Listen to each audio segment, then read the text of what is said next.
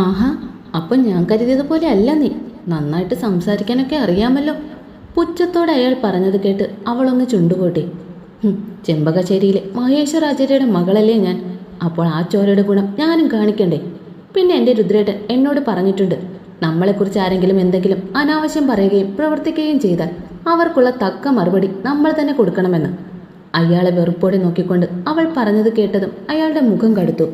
D, ആരെ കണ്ടിട്ടടി നീ നെകളിക്കുന്നത്? നിന്റെ മറ്റവൻ വരുമെന്ന് കരുതിയാണോ? അയാൾ അവിടെ മുടിയിൽ കുത്തിപ്പിടിച്ചുകൊണ്ട് അവളെ നോക്കി അലറി. അതെ, എൻ്റെ രുദ്രേട്ടൻ വരും. നിങ്ങൾ ഈ ചെയ്യുന്നതിനും പ്രവർത്തിക്കുന്നതിനും ഒക്കെയുള്ള ശിക്ഷ എൻ്റെ രുദ്രേട്ടൻ നിങ്ങൾക്ക് തരും. പറഞ്ഞു തീർന്നതും അവിടെ കരണത്തയാൾ ആഞ്ഞടിച്ചു. അയ്യോ ദച്ചു! അയാളുടെ അടിയുടെ ശക്തിയിൽ അവൾ നിലത്തേക്ക് വീഴുന്നത് കണ്ടതും മീനു ഓടി അവളുടെ അരികിലേക്ക് വന്നു. നിങ്ങൾ എന്ത് ഭ്രാന്തായി കാണിക്കുന്നത്? ഒന്നുമില്ലെങ്കിലും ഇവൾ നിങ്ങളുടെ മകന്റെ മകളല്ലേ, നിങ്ങളുടെ കൊച്ചുമകൾ. ആ ഒരു പരിഗണനയെങ്കിലും നിങ്ങൾക്ക് ഇവളോട് കാണിച്ചുകൂടെ? ദച്ചുവിനെ ചേർത്ത് പിടിച്ചുകൊണ്ട് മീനു അയാളെ നോക്കി ഈർഷ്യയോടെ ചോദിച്ചു. ഇവളെ ഞാൻ ഒരിക്കലും എൻ്റെ കൊച്ചുമകളായിട്ട് അംഗീകരിച്ചിട്ടില്ല, ഇനിയോട്ട് അംഗീകരിക്കാനും പോകുന്നില്ല. എൻ്റെ മകനെ ഇല്ലാതാക്കിയ പിശാചിനെയാണ് ഇവൾ. അയാൾ അവളെ നോക്കി വെറുപ്പോടെ പറയുന്നത് കേട്ട് അവളുടെ നെഞ്ചൊന്ന് പിടഞ്ഞു. എന്ത് തെറ്റ് ചെയ്തിട്ടാണ് തനിക്ക് ഇങ്ങനെ ഒരു പഴി കേൾക്കേണ്ടി വന്നതെന്ന് അവൾക്ക് പോലും അറിയില്ലായിരുന്നു. അന്ധവിശ്വാസത്തിൽ മുങ്ങിക്കിടക്കുന്ന നിങ്ങളോടൊന്നും പറഞ്ഞിട്ട് കാര്യമില്ല. പക്ഷെ ഇതിനൊക്കെ കാലം നിങ്ങൾക്ക് തിരിച്ചെടുത്ത് തന്നിരിക്കും. നോക്കിക്കോ, കർമ്മ ഈസ് ബൂമറാങ് എന്ന് പറയും. അത് അപ്പാപ്പൊന്ന് ഓർത്തു വെക്കുന്നത് നല്ലതാ. ദച്ചുവിനോട് അയാൾ കാണിക്കുന്ന ക്രൂരത സഹിക്കാനാകാതെ മീനു ഉറക്കെ വിളിച്ചു പറഞ്ഞു. ഇവളെ ഇല്ലാതാക്കിയതിന്റെ പേരിൽ എന്ത് തിരിച്ചടി കിട്ടിയാലും ഞാനത് സന്തോഷത്തോടെ സ്വീകരിക്കും. ഇവൾ കാരണം എൻ്റെ മകനോ പോയി. ഇനി എൻ്റെ കൊച്ചുമകനെ കൂടി ഇല്ലാതാക്കാൻ ഞാൻ സമ്മതിക്കില്ല. അതിനെന്തും ഞാൻ ചെയ്യും. ഒരിക്കൽ ഞാൻ ഇവൾക്ക് ദാനമായി നൽകിയ ഇവളുടെ ജീവൻ എന്ന് ഞാനിങ്ങ് തിരിച്ചെടുക്കും. വല്ലാത്തൊരു ഭാവത്തോടെ അയാൾ വിളിച്ചു പറയുന്നത് കേട്ട് ദച്ചുവും മീനും അല്പം പേടിയോടെ അയാളെ നോക്കി. മര്യാദയ്ക്ക് ഞങ്ങളെ പുറത്തുവിടുന്നതാണ് നിങ്ങൾക്ക് നല്ലത്. അല്ലെങ്കിൽ അറിയാമല്ലോ രുദ്രേട്ടനെ. മുഖത്ത് തെളിഞ്ഞ പേടി പുറത്ത് കാണിക്കാതെ മീനു അയാളെ നോക്കി ദേഷ്യത്തോടെ പറഞ്ഞതും അയാൾ അവളെ നോക്കി പുച്ഛത്തോടെ ഒന്ന് ചുണ്ടുകൊട്ടി. അറിയാം, കൂടിപ്പോയ അവൻ എന്നെ കൊല്ലുമായിരിക്കും. എങ്കിലും എൻ്റെ കുടുംബത്തിന് മേൽ വീണ ഇവൾ എന്ന കരിനിഴലിനെ അവസാനിപ്പിച്ച ശേഷം മാത്രമേ മരണം പോലും എന്നെ തേടി വരാൻ ഞാൻ അനുവദിക്കൂ. അയാളുടെ ഓരോ വാക്കിലും ദച്ചുവിനോടുള്ള വെറുപ്പും വിദ്വേഷവും അവർക്ക് പെട്ടെന്ന് തന്നെ തിരിച്ചറിയാൻ കഴിഞ്ഞു. ഇനി നിന്റെ ജാതകദോഷം കൊണ്ട് എൻ്റെ കുടുംബത്തിൽ യാതൊരു ആപത്തും സംഭവിക്കാൻ പാടില്ല ദാക്ഷായണി. അതിന് നീ ഇനി ജീവിച്ചിരിക്കാൻ പാടില്ല. പറഞ്ഞുകൊണ്ട് അയാൾ അരയിൽ നിന്ന് ഒരു കത്തി പുറത്തേക്കെടുത്തു. പെട്ടെന്നാണ് വാതിൽ മലർക്കെ തുറന്നുകൊണ്ട് ഒരാൾ അകത്തേക്ക് കയറി വന്നത്. വാസുദേവന്റെ മകൾ ലക്ഷ്മിയുടെ ഭർത്താവ് ഗിരിധർ മേനോനായിരുന്നു അത്. അയാളെ കണ്ടതും ദച്ചുവും മീനും സംശയത്തോടെ അയാളെ നോക്കി. അവർക്ക് അയാളെ മനസ്സിലായിട്ടുണ്ടായിരുന്നില്ല. ദച്ചുവിനെ കണ്ട് അയാളുടെ മുഖം വലിഞ്ഞു മുറുകി. അതിന് കാരണം മഹേശ്വരന്റെ സ്വത്തുക്കൾക്കെല്ലാം അവകാശി ദാക്ഷായണിയാണ് എന്നറിയാവുന്നത് കൊണ്ടായിരുന്നു. മോനെ ഗിരി, ദേ നമ്മുടെ കുടുംബത്തിന്റെ ശത്രു. ഇവൾ കാരണം നമ്മുടെ കുഞ്ഞുങ്ങൾക്ക് ഇനി യാതൊരു അബദ്ധം സംഭവിക്കാൻ പാടില്ല. പണ്ട് എനിക്ക് പറ്റിയ ഒരു അബദ്ധം ഞാൻ ഇന്ന് തിരുത്തുക. അന്ന് കൊല്ലാതെ വിട്ട ഇവളുടെ ജീവൻ ഇന്ന് ഞാനിങ്ങ് എടുക്കും. വർദ്ധിച്ച ദേഷ്യത്തോടെ അത്രയും പറഞ്ഞുകൊണ്ട് അയാൾ ദച്ചുവിന്റെ അരികിലേക്ക് നടക്കാൻ തുടങ്ങിയതും പെട്ടെന്ന് ഗിരിധർ വാസുദേവന്റെ കയ്യിൽ മുറുകെ പിടിച്ചു. അച്ഛനിങ്ങി വന്നേ. അതും പറഞ്ഞുകൊണ്ട് അയാൾ വാസുദേവനെയും കൂട്ടിക്കൊണ്ട് അവിടെ നിന്നും കുറച്ച് മാറി നിന്നു. അച്ഛൻ എന്ത് മണ്ടത്തരമാണ് ഈ കാണിക്കുന്നത്? ഇവളെ അത്ര പെട്ടെന്ന് അങ്ങ് കൊല്ലാൻ വേണ്ടിയാണോ നമ്മൾ ഇത്ര കഷ്ടപ്പെട്ടത്? അപ്പോൾ പിന്നെ നമ്മൾ അവർക്ക് കൊടുത്ത വാക്കോ? അയാൾ പറഞ്ഞത് കേട്ട് വാസുദേവൻ അയാളെ സംശയത്തോടെ ഒന്ന് നോക്കി. അച്ഛൻ ടെൻഷനാകേണ്ട. അവരുടെ കയ്യിൽ ഇവൾ എത്തിപ്പെട്ടാൽ പിന്നെ ഇവൾ പുറം ലോകം കാണില്ല. അവരുടെ ആവശ്യം കഴിഞ്ഞ് ഇവളുടെ ഓരോ അവയവങ്ങളായി അവർ മുറിച്ചു വിറ്റോളും. ഒരല്പം മാറി തങ്ങളെ തന്നെ നോക്കിക്കൊണ്ട് നിൽക്കുന്ന ദച്ചുവിനെ നോക്കി അയാൾ പരിഹാസത്തോടെ പറയുന്നത് കേട്ട് വാസുദേവന്റെ മുഖമൊന്ന് മങ്ങി. ദച്ചുവിനോട് വെറുപ്പും വിദ്വേഷവും ആണെങ്കിൽ പോലും മറ്റൊരുത്തന്റെ മുന്നിലേക്ക് അവളെ വലിച്ചെറിഞ്ഞു കൊടുക്കാൻ അയാൾക്ക് മനസ്സ് വരുന്നുണ്ടായിരുന്നില്ല. അത് മനസ്സിലായതുപോലെ ഗിരിധരന്റെ ചുണ്ടിൽ ഒരു പുച്ഛച്ചിരി തെളിഞ്ഞു. എന്നാൽ അതേ നിമിഷം തങ്ങളിൽ നിന്നും അവരുടെ ശ്രദ്ധ മാറിയ സമയം കൊണ്ട് ദച്ചുവിന്റെ കൈയും പിടിച്ച് അവിടെ നിന്നും പതിയെ പുറത്തേക്കിറങ്ങാൻ ശ്രമിക്കുകയായിരുന്നു മീനു. ഒരു സൈഡിൽ നിന്നും കാര്യമായി സംസാരിച്ചു കൊണ്ട് നിൽക്കുന്ന വാസുദേവന്റെയും ഗിരിധരന്റെയും ശ്രദ്ധയിൽപ്പെടാതെ പതിയെ അവർ വാതിൽ കടന്ന് പുറത്തേക്കിറങ്ങിയതും പെട്ടെന്ന് അവരുടെ മുന്നിലേക്ക് വന്നു നിന്നവരെ കണ്ട് അവർ പകച്ചുപോയി. ഒരു ജനലഴികൾക്കപ്പുറത്തായി മുന്നിൽ നിൽക്കുന്ന ആളിനെ കണ്ടതും ദച്ചു തറഞ്ഞു നിന്നുപോയി. നന്ദച്ചൻ! കൺമുന്നിലായി നിൽക്കുന്ന ദേവാനന്ദനെ കണ്ടതും ദച്ചുവും മീനും പകച്ചുപോയി. അവർ അമ്പരപ്പോടെ പരസ്പരം നോക്കി. ഇതുവരെ കണ്ട ഒരു രൂപവും ഭാവവും ഒന്നും ആയിരുന്നില്ല അയാൾക്ക് ആ സമയം. ഹോസ്പിറ്റലിൽ പോകുമ്പോൾ കാഷ്വൽ ഡ്രസ്സിലും അല്ലാത്തപ്പോഴൊക്കെ ഒരു മുണ്ടും ഷർട്ടും ധരിച്ച് നെറ്റിയിൽ ചന്ദനക്കുറി അണിഞ്ഞ് ചുണ്ടിൽ മനോഹരമായ ഒരു പുഞ്ചിരി ഒളിപ്പിച്ച് നിഷ്കളങ്കമായ മുഖത്തോടെ നിൽക്കുന്ന ദേവാനന്ദനിൽ നിന്നും തികച്ചും വ്യത്യസ്തമായ ഒരു രൂപം. കറുത്ത വേഷം ധരിച്ച് മുംബൈ ഡോണിനെ അനുസ്മരിപ്പിക്കും വിധം ഉള്ള ഒരു വേഷവിധാനമായിരുന്നു അയാളുടേത്. ദച്ചു, ദേവു ചേച്ചിയുടെ അച്ഛനല്ലേ അത്? എന്തൊരു മേക്ക് ഓവർ! നമ്മൾ കണ്ട ആൾ ഇങ്ങനെ ആയിരുന്നില്ലല്ലോ. ഇനി പുള്ളി വല്ല നാടകത്തിൽ അഭിനയിക്കാൻ പോയിട്ട് വരികയായിരുന്നു. മനസ്സിൽ തോന്നിയ സംശയം മീനു ദച്ചുവിനെ നോക്കി ചോദിച്ചതും അവൾ അതിന് മറുപടിയൊന്നും പറഞ്ഞില്ല. അവളുടെ മനസ്സും അയാളുടെ ആ രൂപമാറ്റത്തെ ഉൾക്കൊള്ളാൻ കഴിയാതെ നിൽക്കുകയായിരുന്നു. എന്നാലും അദ്ദേഹം എന്താ ഇവിടെ വന്നത്? ഇനി നമ്മളെ അവർ പിടിച്ചുകൊണ്ട് വന്നതറിഞ്ഞ് അദ്ദേഹം നമ്മളെ രക്ഷിക്കാൻ വന്നതായിരിക്കുമോ? ഫോണിൽ സംസാരിച്ചുകൊണ്ട് തിരിഞ്ഞു നിൽക്കുന്ന അയാളെ നോക്കിക്കൊണ്ട് മീനു ദച്ചുവിനോടായി സംശയത്തോടെ ചോദിച്ചു. അറിയില്ല മീനു, ചിലപ്പോൾ ആയിരിക്കും. മറ്റൊരർത്ഥത്തിൽ ചിന്തിക്കാൻ കഴിയാത്തതുപോലെ ദച്ചു മറുപടി പറഞ്ഞു. ആ, ഞാൻ ഇവിടെ എത്തി. നിങ്ങൾ എത്തിയോ? അതേസമയമാണ് അയാൾ ഫോണിൽ കൂടി സംസാരിക്കുന്നത് അവരുടെ ശ്രദ്ധയിൽ പതിഞ്ഞത്. അയാൾ എന്താണ് പറയുന്നതെന്ന് കേൾക്കാനായി ദച്ചുവും മീനു കാതുകൾ കൂർപ്പിച്ചു. നിങ്ങൾ എത്തിയോ? എങ്കിൽ ഗേറ്റ് തുറന്ന് അകത്തേക്ക് കയറി വാ, ഞാൻ പുറത്തു തന്നെ നിൽക്കുന്നുണ്ട്. അതിന് മറുപടിയായി മറുവശത്ത് നിന്ന് എന്തോ പറഞ്ഞത് കേട്ടതും അയാളുടെ ചുണ്ടിൽ ഒരു പുഞ്ചിരി വിടർന്നു. അത് കണ്ടതും ദച്ചുവും മീനും സംശയത്തോടെ പരസ്പരം നോക്കി. തങ്ങളെ രക്ഷിക്കാൻ വന്നതായിരുന്നുവെങ്കിൽ ഒരിക്കലും ഇങ്ങനെ ആയിരിക്കില്ല അയാളുടെ ഭാവമെന്ന് ഇരുവരും ഒരുപോലെ ഓർത്തു. ഇരുവരുടെയും മനസ്സിൽ പലവിധ സംശയങ്ങളും ഉടലെടുത്തുകൊണ്ടിരുന്നു. ഇല്ല, ഞാൻ കണ്ടില്ല. ഇന്ന് നന്നായിട്ട് തന്നെ എനിക്കൊന്ന് കാണണം. ഇത്രയും നാളും എന്നെ കൊതിപ്പിച്ചുകൊണ്ടിരുന്ന ആ വശ്യ സൗന്ദര്യം. നിങ്ങളും അകത്തേക്ക് കയറി വാ. ഇന്ന് നമ്മുടെ ആഗ്രഹ പൂർത്തീകരണത്തിന്റെ ദിവസമല്ലേ? എത്ര നാളുകളായി കാത്തിരിക്കുന്നതാണ്. അത് നമുക്ക് നന്നായിട്ട് തന്നെ ആഘോഷിക്കണം. ദാക്ഷായണി എന്ന ആ സർപ്പസുന്ദരി ഇന്ന് എൻ്റെ കൈകളിൽ കിടന്ന് പിടയണം. വല്ലാത്തൊരു ഭാവത്തോടെ അയാൾ പറയുന്നത് കേട്ട് ദച്ചു ഞെട്ടലോടെ നിന്നുപോയി. കേട്ടതൊന്നും അവൾക്ക് വിശ്വസിക്കാൻ കഴിയുന്നുണ്ടായിരുന്നില്ല.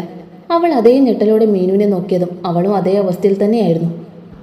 മീനു, നന്ദച്ചൻ. ഇടർച്ചയോടെ അവൾ എന്തോ പറയാൻ തുടങ്ങിയത് മീനു അവളുടെ വായെ പൊത്തിപ്പിടിച്ചുകൊണ്ട് മിണ്ടരുതെന്ന് ആംഗ്യം കാണിച്ചു. ശേഷം അവളെയും കൊണ്ട് ആ മുറിയുടെ സൈഡിലേക്ക് കൂട്ടിയിട്ടിരുന്ന വലിയ ടാർപ്പകളുടെ ഇടയിലേക്ക് കയറി ഒളിച്ചിരുന്നു. മീനു, നന്ദച്ചനാണോ നമ്മളെ? നിറകണ്ണുകളോടെയുള്ള ദച്ചുവിന്റെ ചോദ്യം കേട്ടതും മീനു എന്തു പറയണമെന്നറിയാതെ അവളെ ദയനീയമായി ഒന്ന് നോക്കി. അറിഞ്ഞ സത്യങ്ങൾ അവൾക്കും അവിശ്വസനീയം തന്നെയായിരുന്നു. അവർക്കറിയാവുന്ന ദേവാനന്ദന് ഇങ്ങനെ ഒരു മുഖമുള്ള കാര്യം അവർക്ക് ചിന്തിക്കാൻ പോലും കഴിയുന്നുണ്ടായിരുന്നില്ല. മീനു, അപ്പോൾ ദേവു ചേച്ചിയും ഇയാളായിരിക്കുമോ?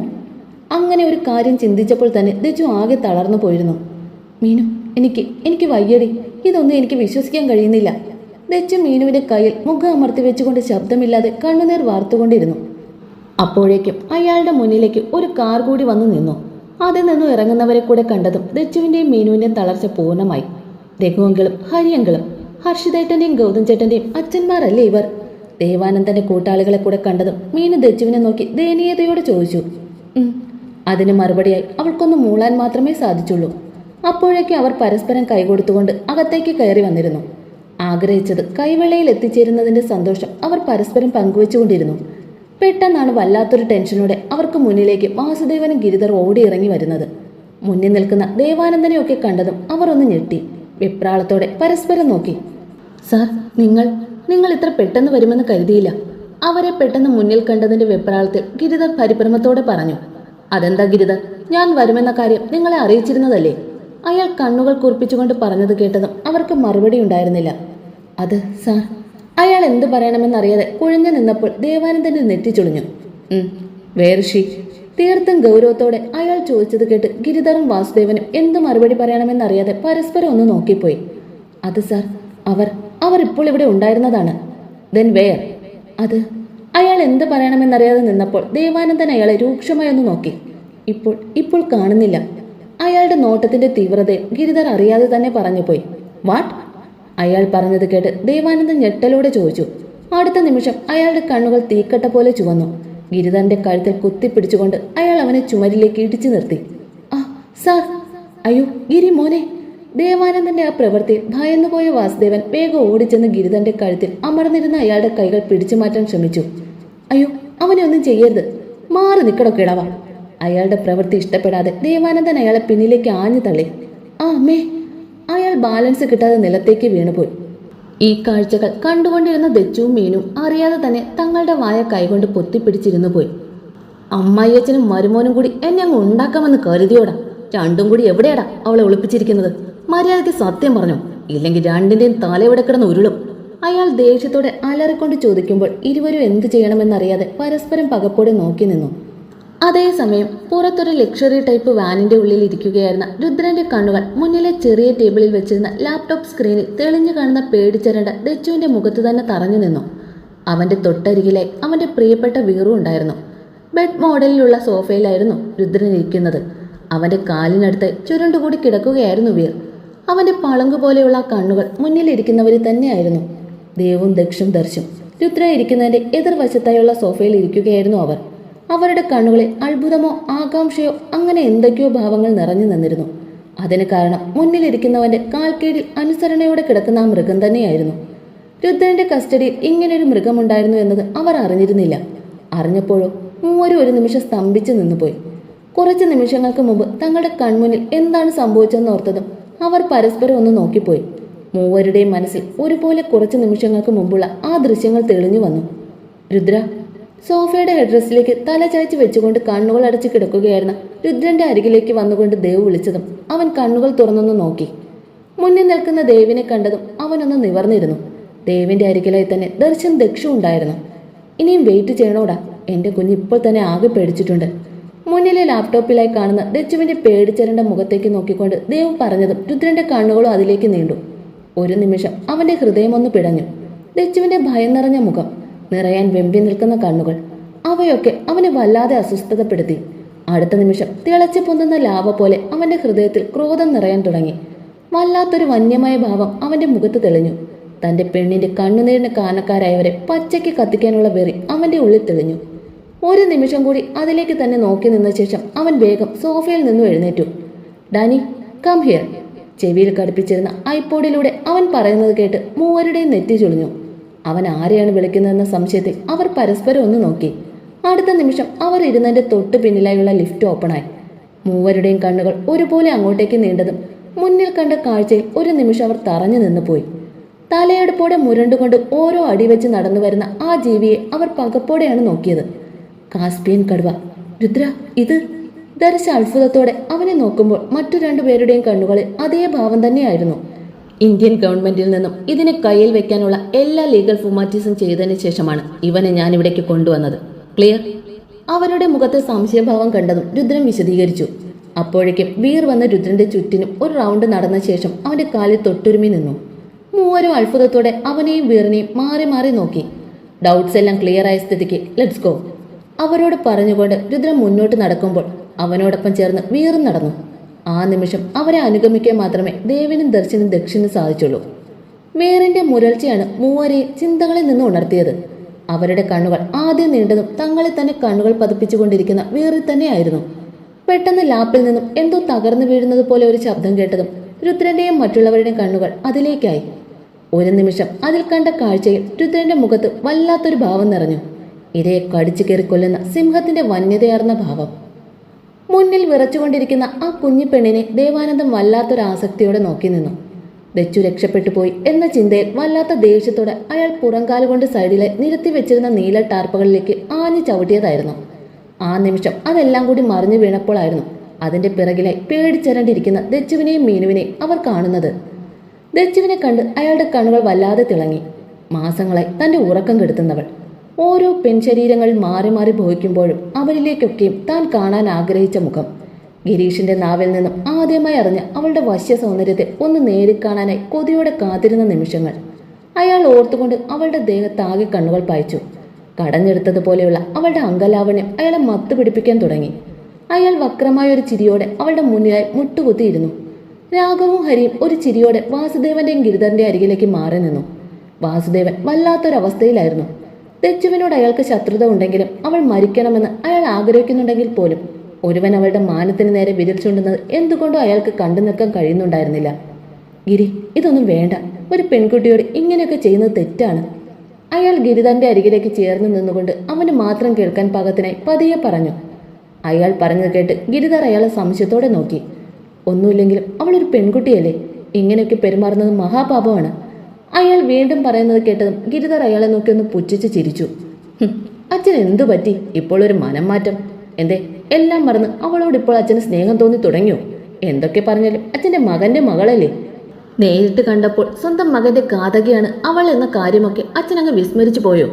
അയാൾ പറഞ്ഞത് കേട്ടതും വാസുദേവന്റെ മുഖം മാറി. അങ്ങനെയൊന്നും വിസ്മരിക്കുന്നവനല്ല ഈ വാസുദേവൻ.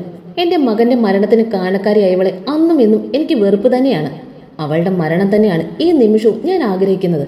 എന്നാൽ അതിന്റെ പേരിൽ അവളെ മാനം കെടുത്താൻ ഞാൻ ആഗ്രഹിക്കുന്നില്ല. ഗിരിധരനെ നോക്കി അയാൾ ഗൗരവത്തോടെ പറഞ്ഞതും അവനൊന്ന് ചുണ്ടുകൊട്ടി ചിരിച്ചു. ചാവാൻ പോകുന്നവൾക്ക് എന്ത് മാനം? അടുത്ത നിമിഷം കത്തിക്കരിയേണ്ട ദേഹമല്ലേ, അതവർക്ക് ഇഷ്ടമുള്ളതുപോലെ അവർ ആസ്വദിച്ചോട്ടെ. അതിന് നമുക്കൊന്നും സംഭവിക്കാൻ പോകുന്നില്ല. മാത്രമല്ല അതിന്റെ പേരിൽ അവർ നമുക്ക് നമ്മൾ ചോദിച്ച പണവും തരും. അതുകൊണ്ട് അച്ഛൻ ഇതിൽ കൂടുതൽ ഇടപെടാൻ നിൽക്കണ്ട. ദാക്ഷായണിയുടെ അഭവമായ സൗന്ദര്യം കാണുമ്പോൾ തനിക്ക് കൂടെ അതൊന്നും ആസ്വദിക്കാൻ കഴിയുന്നില്ലല്ലോ എന്ന നിരാശയോടെയാണ് അയാൾ അത് പറഞ്ഞത്. എന്നാലും ഗിരി, അച്ഛനൊന്നും മിണ്ടാതിരിക്കുന്നുണ്ടോ?